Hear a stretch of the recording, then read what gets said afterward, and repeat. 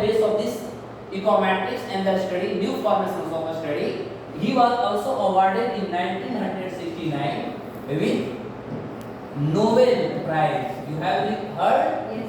है ना, यानी इनको एक नोबेल प्राइज दिया गया था, इकोनॉमिक्स में इनको नोबेल प्राइज दिया गया था. Since when it has been known that Mr. Ragnar, which was the first person who received the Nobel Prize, the Nobel Award in economics, first, है ना, यानी दुनिया में पहली बार कोई यदि इकोनॉमिक्स का नोबेल प्राइज जीता तो उस व्यक्ति का क्या नाम था?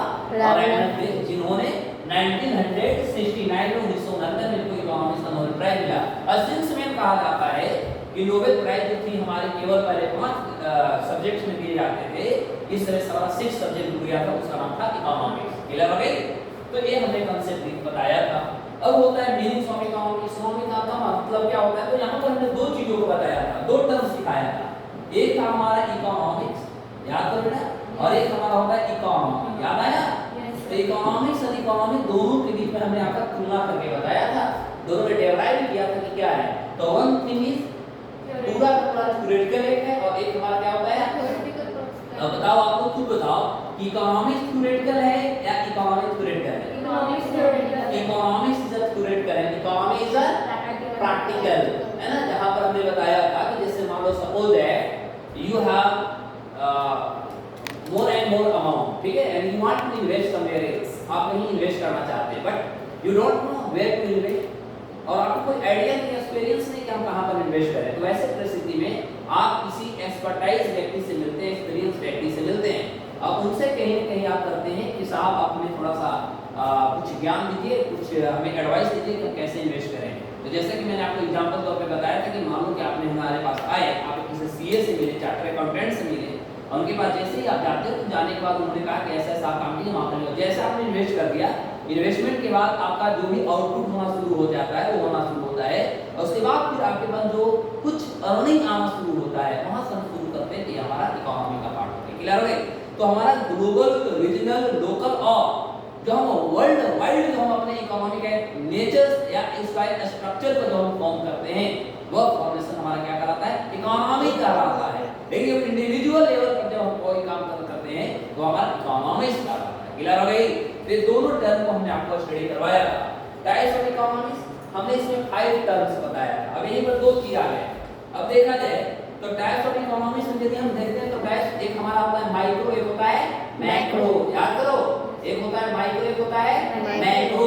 तो यहाँ पर हमने दोनों स्टडी कराया था, माइक्रो और मैक्रो, दोनों को हमने स्टडी कराया. एक हमारा स्मॉलर स्केल था, एक हमारा बिगर स्केल था. क्लियर हो गई? सेक्टर्स ऑफ इकोनॉमी यदि ट्रेडिशनली देखते हैं तो इसमें हमारा 3 होता है.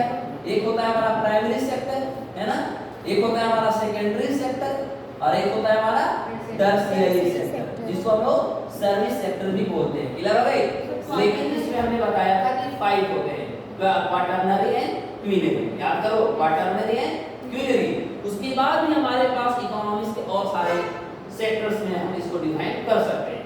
अब जैसे कि हमने टाइप्स ऑफ इकोनॉमी में ये तो आपको बताया, इसके अलावा भी मैंने आपको टर्म्स बताया था. याद कीजिए क्या क्या मैंने बताया था? Developed economy, developing economy, you have heard, बताया था ना. उसके बाद agrarian economy, I think remember होना चाहिए. ठीक है, इसके अलावा फिर हम लोग ट्रेडिशनल इकोनॉमी पढ़ा था. उसके बाद हम लोग ओपन इकोनॉमी पढ़ा था. याद करो. उसके बाद हम लोग स्टेट इकोनॉमी पढ़ा था, कम्युनिस्टिक इकोनॉमी पढ़ा था, कैपिटलिस्टिक इकोनॉमी पढ़ा था. याद आई नहीं?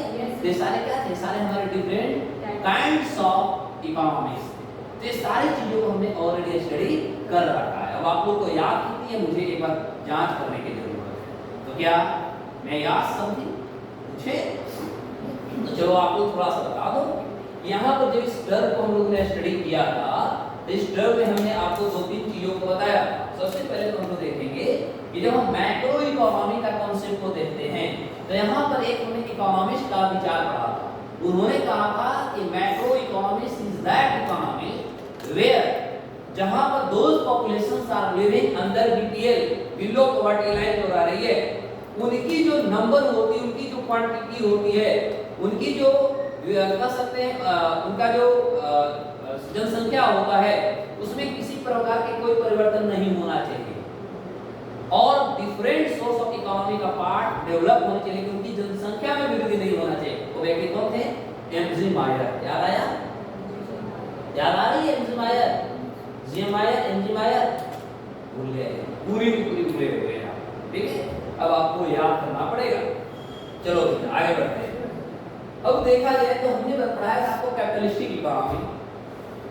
एक्चुअली यदि देखा जाए who is the father of economy, ये तो याद होगा, एडम स्मिथ।